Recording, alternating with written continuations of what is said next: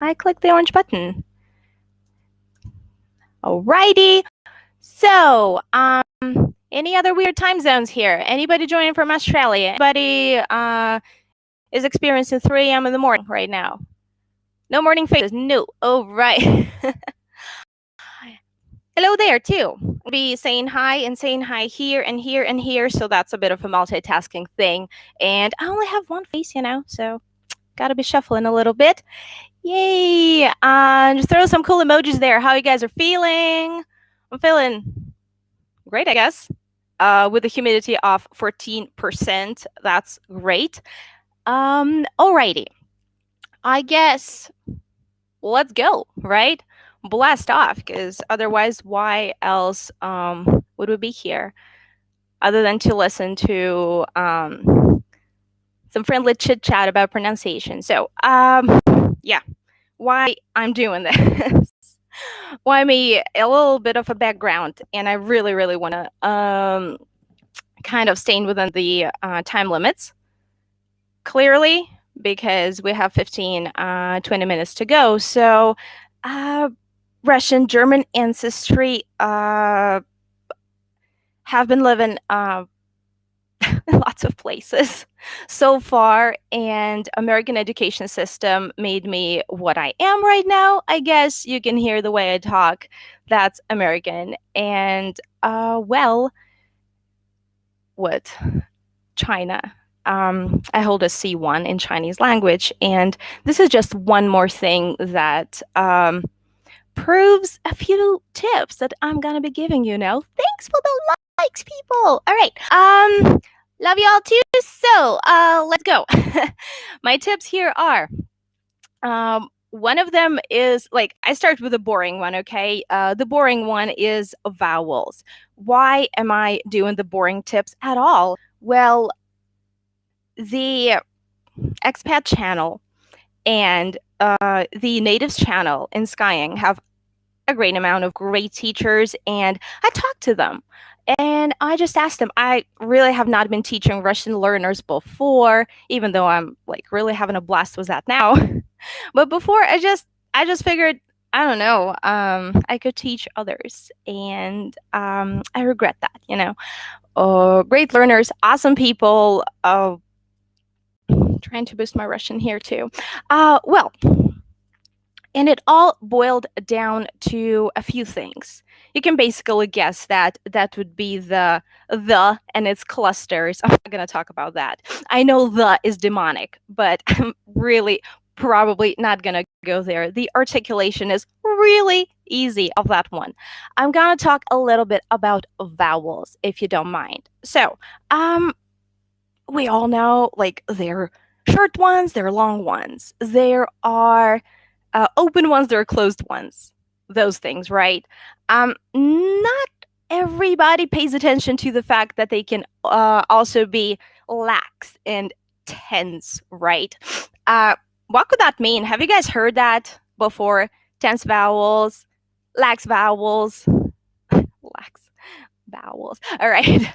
Have you not? Yes, or a thumbs up for yes, a thumbs down for no in the chat, please. So I could hear that.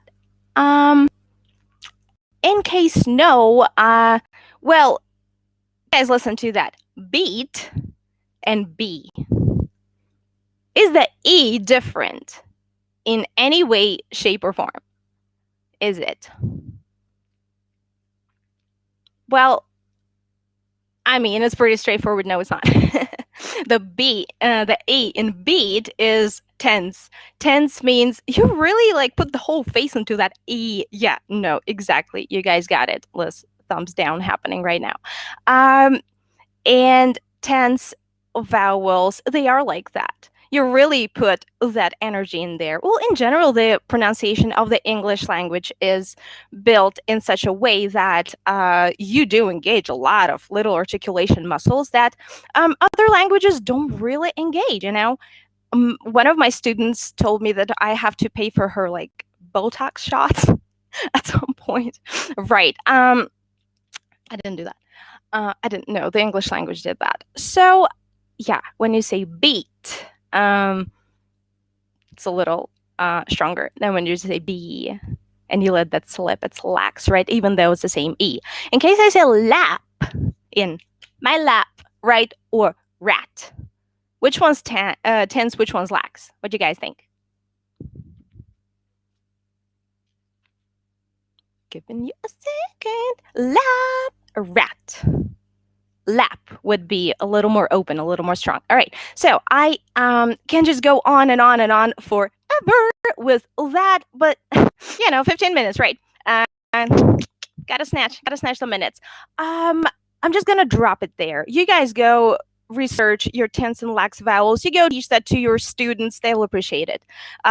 Little disclaimer is that the big open American is always tense, because see how much my face is moving, right? Okie doke. Well, with vowels, you really have to go there. We're not doing placement right now because, opening your mouth wide in public and like inviting people to see what's inside is a little bit inappropriate. So I've done that in public before. It's like I've been teaching introduction for quite a while across nations, and I actually noticed that Russians and French people have a lot of similar problems too when it comes to pronunciation. But in general, there is nothing you can't like conquer there. All right, moving on. My second tip there is that, like, I just showcased a few sounds there, right?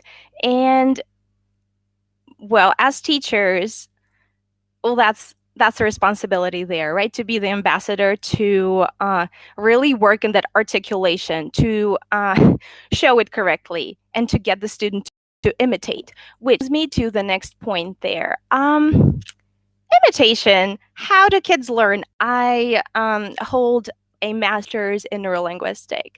Well, it's neuroscience, and if you narrow it down, I study bi and multilingual brains and what language does in there. Well, it does a lot of cool things.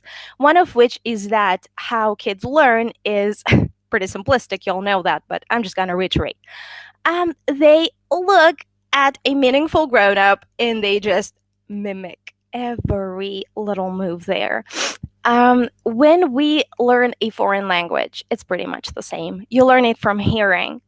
You do not know, you're not literate yet, right? You learn it just because you hear it and you want to communicate. And that internal need just drives you to do the same thing with your organs of articulation, right? So that's what I do to my students a lot. They hate it at first, but then they see the magic, and that kind of goes better.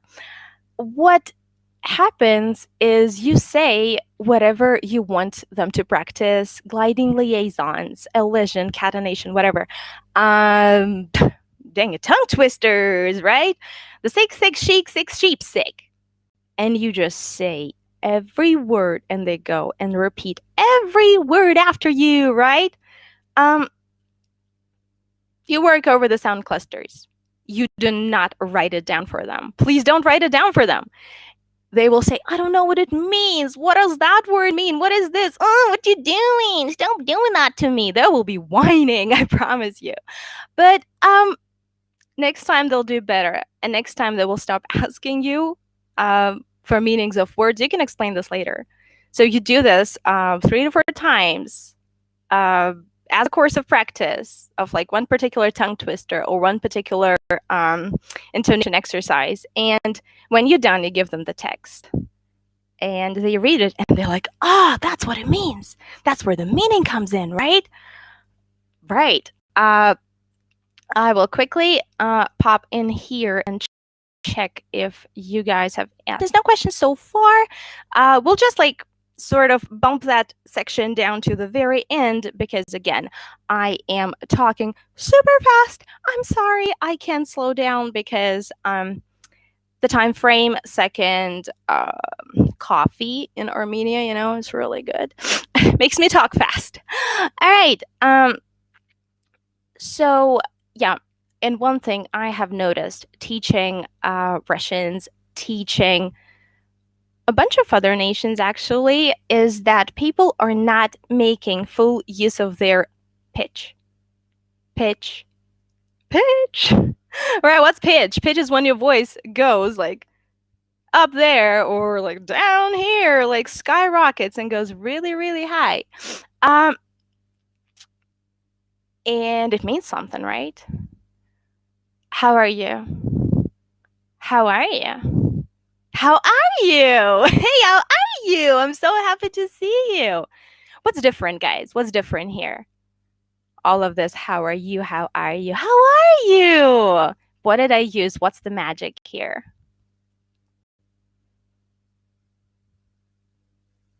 That's the thing. I'm exactly talking about and the ascending intonation that goes up, right? We're friendly. We talk like this in a way. Sorry for too many silly giggles, but yeah, tone, intonation, perfect. Exactly. This is what's happening there.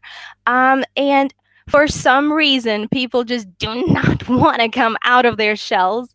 I don't know what it is. I really don't.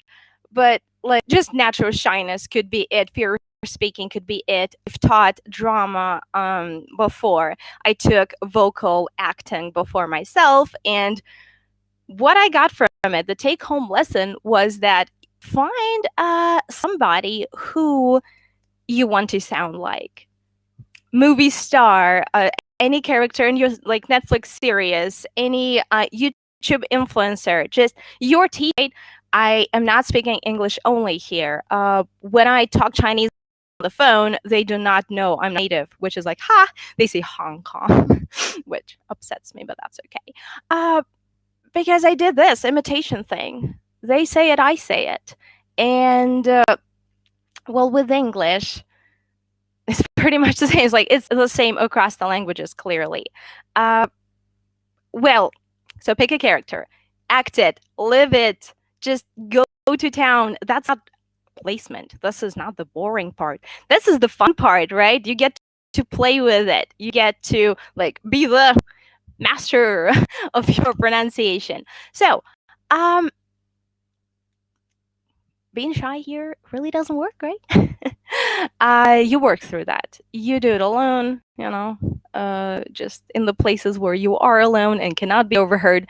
And later on, just it slowly gets into your speech. I heard that you start getting split personality. I hope it's not the case. What do you guys think? Like, do we sort of obtain any kind of a split personality when we speak in various languages? Is that a thing? Have you ever felt that?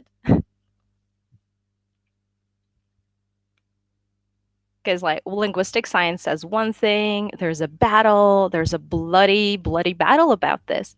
That language determines what you actually are, or no, it doesn't, it never did.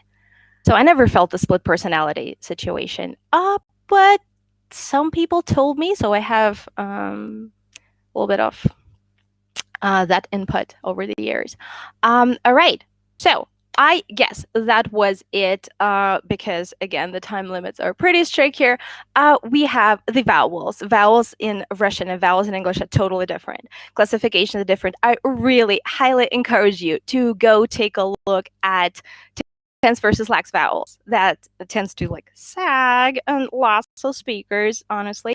Number next is intonation, pitch, basically. Nice to meet you. Hey, nice to meet you, right? I'm so like, I'm happy to see you here, to see where I put that C, like really high there. And imitation, just imitate. Again, it's for all languages. I have a lot more. I do have a lot more because I'm pretty much being like 6 years into that topic, and I've worked with, again, multiple individuals across nationalities, and accent reduction is a fun thing to do. Do not forget that if you have a little bit of an accent, you can keep it. It's cute. It's identity. I do not want to, like, I'm not robbing you of your identity, clearly. If you want to work that way, if you want to sound like a native, that's one way to go. If you don't, that is your, like, right to do so, and nobody's forcing you to. Same applies to your students. Oh, righty. Yeah. Extra. Do you guys have questions? Did you ask any questions? Because I didn't see any, really. In case does it have any sense? Anybody asked me. No, I'm just blabbering, saying complete nonsense here. I'm so sorry. You did not specify what kind of it should have the sense, right? Because the question boldly says, does it have any sense? Just wondering. All right. Isn't Russian just more monotonous? Yeah, I noticed that. I'm accented in Russian right now, and I think this is what gives me the accent. The going up and going down and up talk, and, well, that sort of stuff. The grinding of consonants. Lots of things in English that make you accented in Russian, and vice versa. Russian has a very funny intonation, like intonation patterns. English has descending scales. We going for a walk. We going for a walk. Descending or ascending scales. And connected speech, Russian language goes up, down, up, down, up, down, randomly, and you can never predict which place people are gonna place their pitch. On meaningful words, likely. Students are too shy to play with intonation. They don't quite get what the point of doing that. Like, let me focus building my speech properly. I get it, right? Exactly. First, work for fluency. First, we build up the fluency, reach into accuracy cautiously, nicely, with cold mistakes correction, right? Do not shoo them away from that. I have this one thing. We send recordings back and forth with our students, just like in private messages, where I ask them to do a little passage, not like to be or not to be, but something a little easier than that. This is the house that Jack built, like stuff like this. Could be childhood rhymes, could be just really anything they like. The 2019 Nobel Prize was won by a poet, so there's some cool poetry there. They can practice that. Like anything that literature has that has intonation, I ask them to play with intonation, send me the recording back, and they do. And they're not shy this way. Because doing it live with like a live person in a video chat is a little, cringy, right? Okay, if you got any more questions, I am happy to answer.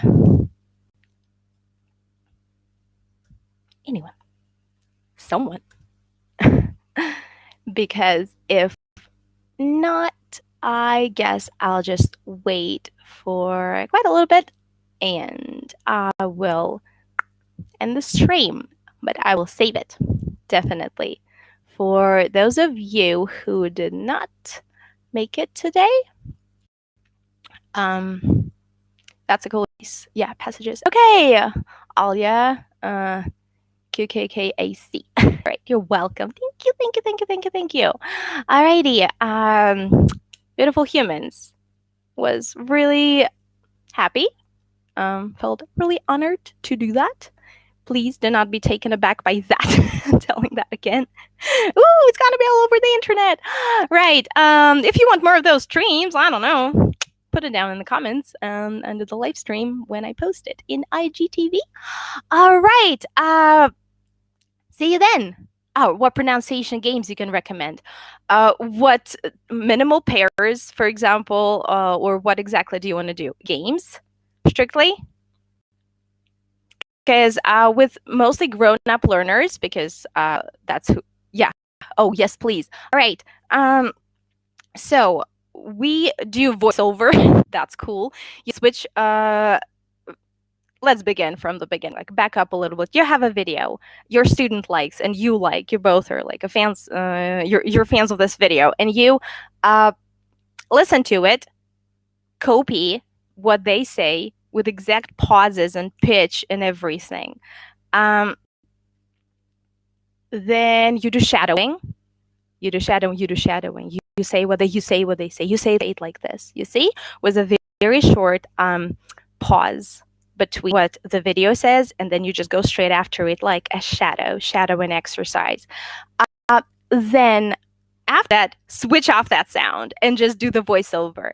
Or with advanced students, you can go straight to voiceover. That can be cool. If you you do not need to know what they say, right?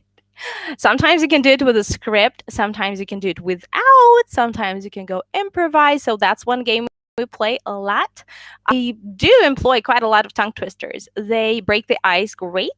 Some people are not big fans, but for minimal pairs, this is just one thing I love to do. Well, do you recommend any exercise for accent reduction? It's a commitment. Christina Keyforce, it's a commitment, really. But I can tell you that could take you from 2 weeks up to 4 months. I mean, it has time frames. It's not like the perfect pronunciation can never be attained. Of course it can. Again, well, those tips I have recommended could be applied there. And yeah, in case you need more, just request for a stream. And I could do another one. All right. Just 1 more minute, guys. I am waiting for any more questions. I'll check my little Google Doc. Yeah, I've answered that one. So far, so good. Well, I'm really, really, really happy to talk to you today. As I've already said, thanks for the likes. I really, really appreciate that. Well, sorry, I did not bring Eric. Who knows?